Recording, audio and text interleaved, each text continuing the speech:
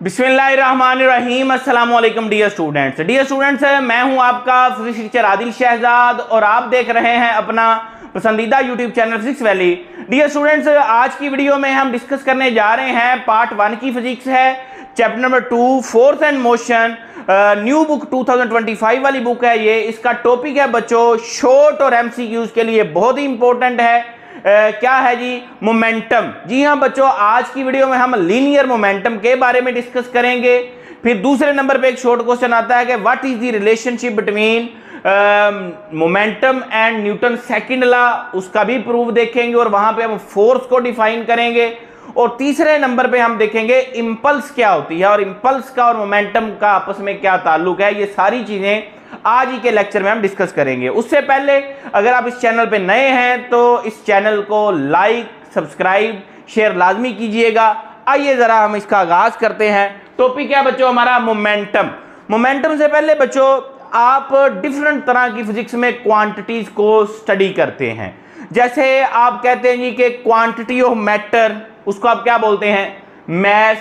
ठीक हो गया जी। इसी तरह से क्वांटिटी ऑफ जो मोशन है, क्वांटिटी ऑफ मोशन, उसको आप क्या बोलेंगे? उसको बच्चों आप बोलते हैं मोमेंटम। मतलब आपके पास quantity of motion possessed by any body is known as its momentum. ठीक हो गया जी। अब इसको हम लेके चलते हैं, इसकी डिफाइन लिख देते हैं। मैं फिजिकल डेफिनेशन लिखने लगा हूं। मोमेंटम क्या है बच्चों? Quantity of motion possessed by body is known as its linear momentum। ठीक हो गया जी। ये बच्चों मोमेंटम के आप स्पेलिंग पूरे कर लीजिएगा। ये मोमेंटम की फिजिकल डेफिनेशन हो गई कि ये क्वांटिटी ऑफ मोशन है। अभी ये किस फैक्टर पे क्वांटिटी ऑफ मोशन डिपेंड करती है, किसको बढ़ाने से बढ़ती है, किसको कम करने से कम होती है, ये देखते हैं। उससे पहले बच्चों हम इसकी डेफिनेशन करेंगे, मैथमेटिकल डेफिनेशन भी कर लें। मैथमेटिकल डेफिनेशन ये अमूमन बच्चों से पूछी जाती है और यही बच्चों ने याद की होती है। मैथमेटिकल डेफिनेशन क्या बच्चों? ये प्रोडक्ट है मास ऑफ द बॉडी का और वेलोसिटी या स्पीड ऑफ द बॉडी का। आप यहां पे कह रहे हैं product of mass and velocity of body is known as linear momentum. ठीक हो गया बच्चों। ये दो डेफिनेशन आपने कर ली कि आपके पास ये बॉडी का जो मैस है, किसी भी बॉडी की आपने क्वांटिटी ऑफ मोशन, उसके मोमेंटम को स्टडी करना है तो उसका मैस और वेलोसिटी का जो हासिले ज़रब होगा उसको आप उसका मोमेंटम बोलेंगे। अब आप इसका फार्मूला लिख लें।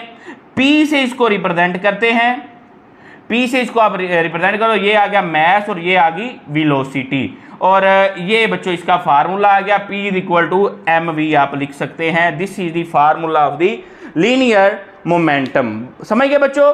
अब आप इसका जरा यहां पे इसी फार्मूले की मदद से आप इसका यूनिट भी लिख सकते हैं। यूनिट क्या बनता है बच्चों इसका? देखें, बताएं जरा, मैस का यूनिट क्या होता है? मैस का सर यूनिट होता है किलोग्राम और वेलोसिटी का क्या होता है? मीटर पर सेकेंड। तो डियर स्टूडेंट्स, ये आपके पास इसका यूनिट है लीनियर मोमेंटम का, या इसका यूनिट लिया जाता है न्यूटन सेकंड। क्या लिया जाता है? Newton second. ये एमसीक्यू है कि इसका unit kilogram metre per second भी है और न्यूटन सेकंड भी है। यहां पे आप शॉर्ट क्वेश्चन के तौर पे भी कर सकते हैं कि ये इसके बराबर कैसे है। मैं अब आपको ये बताने लगा हूं कि how Newton second is equal to kilogram metre per second. देखिए ये है न्यूटन सेकंड। न्यूटन होता है आपके पास फोर्स का यूनिट बेसिकली। तो वो क्या आप उसको लेते हैं न्यूटन को kilogram metre per second square. ये आपके पास आ गया फोर्स का यूनिट। और साथ में बच्चों आपके पास एक सेकंड, ये सेकंड वाला आ गया।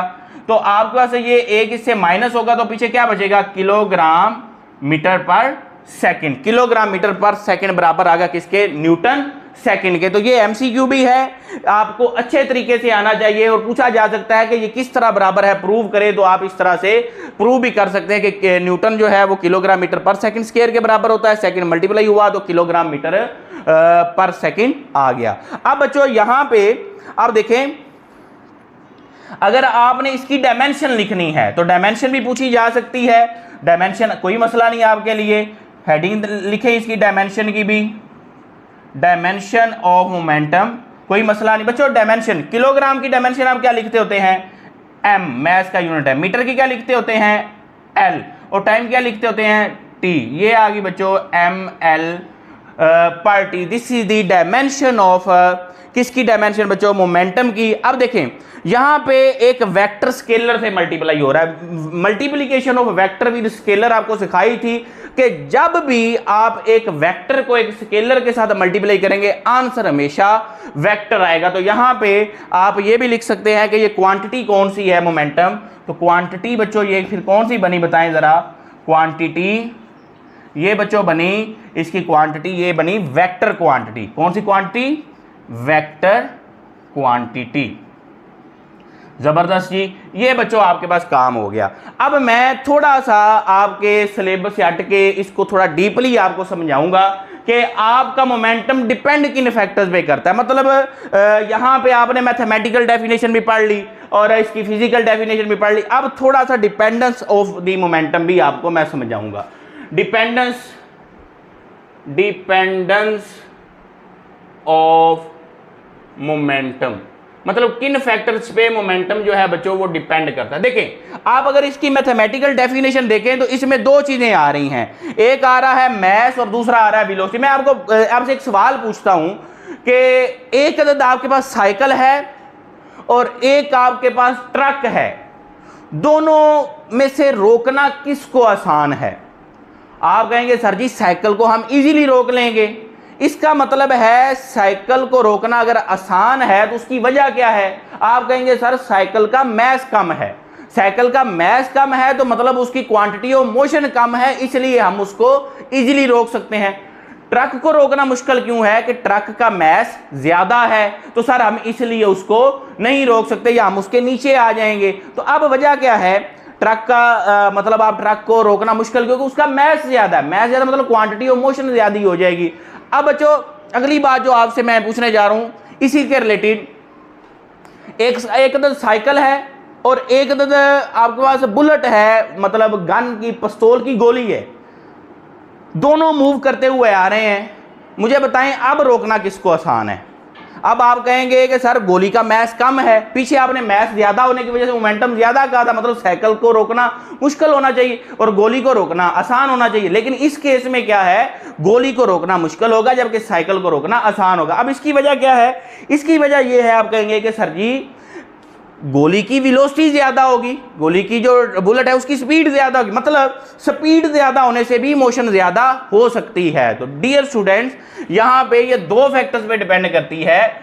एक आपके पास है मैस ऑफ बॉडी और दूसरा आपके पास है वेलोसिटी। क्या है? Velocity of body. मतलब अगर आप मैस को बढ़ाएंगे तो आपकी बॉडी का मोमेंटम डेफिनेटली बढ़ जाएगा। मैस बढ़ाने से भी क्वांटिटी ऑफ मोशन बढ़ जाएगी, ये प्रोडक्ट इंक्रीज हो जाएगा। अगर आप वेलोसिटी बढ़ा देते हैं तो फिर भी मोमेंटम बढ़ जाएगा। मैं आपको फिर मिसाल देता हूं, अगर पिस्तौल की गोली वैसे आपकी तरफ फेंकी जाए, मैं ही फेंकूं आप लोगों की तरफ, इस तरह से पिस्तौल की गोली फेंकूं, आप बड़े ही प्यार से उसको क्या कर लेंगे, कैच कर लेंगे कि सर ने ऐसे जैसे फूल फेंका है, फ्लावर फेंका है। अब बच्चों अगर वही गोली मैं पिस्टल में डाल के आप लोगों की तरफ भेजूं तो फिर भी आप बड़े खुश होंगे, कैच कर लेंगे, क्या ख्याल है? अब तो आप सारे क्या होंगे, भाग जाएंगे उस क्लासरूम से। वजह क्या है कि अब जो पिस्टल में डाल के गोली को आपकी तरफ भेजने का मतलब है कि उसका मोमेंटम बढ़ाना है, उसकी वेलोसिटी बढ़ जाएगी, वेलोसिटी बढ़ जाएगी तो मोमेंटम बढ़ जाएगा, मोमेंटम बढ़ जाएगा मतलब क्वांटिटी ऑफ मोशन बढ़ जाएगी, वो बढ़ेगी तो यू पीपल विल, आपको क्या होगा, डैमेज होंगे, हो सकता है कि इन्ना लिल्लाह भी हो जाएं। तो इसलिए वेलोसिटी बढ़ाने से मोमेंटम बढ़ जाता है। अब बच्चों दूसरी मिसाल आप ले लें कि सेम वेलोसिटी से एक अदद साइकिल आ रहा है और एक अदद ट्रक आ रहा है। इस मिसाल को भी यहां पे इसी पे मैं आप इंप्लीमेंट करने लगा हूं। सेम वेलोसिटी पे, मतलब 2 मीटर पर सेकंड की वेलोसिटी से ट्रक भी है, साइकिल भी है। अब वेलोसिटी दोनों की सेम है, लेकिन ट्रक का मैस बहुत ज्यादा, साइकिल का मैस बहुत कम। तो साइकिल अगर आपको हिट करेगा तो आप बच सकते हैं, लेकिन ट्रक अगर उतनी वेलोसिटी से आपको हिट करेगा तो आप लोग क्या हो जाएंगे, फिनिश, खत्म हो जाएंगे। तो मतलब क्या है कि मैस ज्यादा होने की वजह से, अगर वेलोसिटी कांस्टेंट भी है तो मैस ज्यादा जिसका होगा उसका मोमेंटम ज्यादा होगा। अगर मैस कांस्टेंट रखें जिसकी वेलोसिटी ज्यादा होगी उसका मोमेंटम ज्यादा होगा। ठीक हो गया बच्चों। तो ये दो फैक्टर्स पे डिपेंड करता है मोमेंटम। अब एक शॉर्ट क्वेश्चन आता है बच्चों, कौन सा जी, momentum and Newton second law. Newton second law क्या होता है बच्चों, F is equal to ma। मतलब आप जब किसी बॉडी के ऊपर फोर्स को अप्लाई करते हैं तो उसमें एक्सेलरेशन प्रोड्यूस होता है। अब सपोज करें मैं यहां पे आपको समझाता हूं, मैं इसके बारे में थ्योरी नहीं लिखूंगा, जैसे आपको ऐसे ही समझा दूंगा। ये एक बॉडी है, ठीक है जी, इसका मैस m है, ये मूव कर रही है बच्चों, इनिशियल वेलोसिटी इसकी कोई है vi, ठीक हो गया, v1 से कर रही है या vi से कर रही है, ये कर रही है। आपने क्या किया, आपको पता नहीं क्या हुआ जी, आपने इसके ऊपर अप्लाई बच्चों कर दी सम फोर्स, एक्सटर्नल फोर्स की। Now this body is moving. कुछ टाइम बाद फोर्स लगाने से टाइम भी गुजरा है डेफिनेटली, तो इसकी वेलोसिटी बच्चों हो गई, क्या होगी, vf, और टाइम इतने इस ड्यूरेशन में आपको लगा t। तो बच्चों वेलोसिटी चेंज हो रही है, फोर्स लगने से वेलोसिटी क्या हो रही है, चेंज हो रही है। वेलोसिटी जहां पे चेंज होगी वहां पे बच्चों क्या प्रोड्यूस होता है, क्या होता है, एक्सेलरेशन। तो rate of change of velocity, तो आप यहां पे क्या कहेंगे, because velocity is changing so acceleration is produce. तो एक्सेलरेशन बच्चों क्या होता है, vf minus vi over t। इसको रिलेशन नंबर 1 का नाम दे लें, ये एक्सेलरेशन का फार्मूला महफूज कर लें। अब बच्चों आपने चूंकि फोर्स अप्लाई की है तो अकॉर्डिंग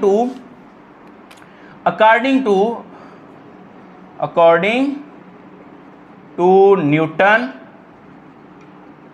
सेकेंड लॉ, न्यूटन का सेकेंड लॉ क्या कहता है, डियर स्टूडेंट आप बड़ी अच्छी तरह से जानते हैं कि F is equal to ma, ठीक होगा जी, F is equal to m, a की जगह पे क्या पुट करेंगे, अभी अभी आपने a की वैल्यू निकाली है vf minus vi over t।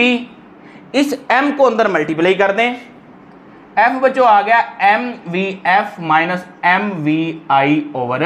बच्चों गौर करें जरा, ये भला जो mvf है, ये जो mvf है, ये भला mv नहीं बन रहा, ये मोमेंटम ही नहीं बन रहा। भला गौर करें अगर आप, ये क्या बन रहा है, फाइनल मोमेंटम, और ये क्या बन रहा है, इनिशियल मोमेंटम, और ये नीचे क्या आ रहा है, टाइम।